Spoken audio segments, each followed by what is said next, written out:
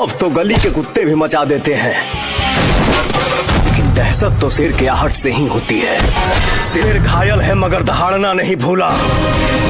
अगर सनक गया तो एक ही बार में 100 को फाड़ना नहीं भूला। बाप से मस्ती नहीं, तेरी हस्ती मिटा दूंगा।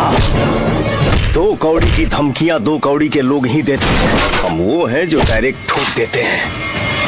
कुंडली में अगर शनि प्रवेश कर जाए तो एक बार जाप ताप से ठीक कर लेगा। मुझे आवाहन मत कर, मैं आऊंगा तो जान लेकर जाऊंगा। पूरा गांव नहीं, कस्बा नहीं, शहर नहीं, पूरा राज्य हमारे कंट्रोल में है।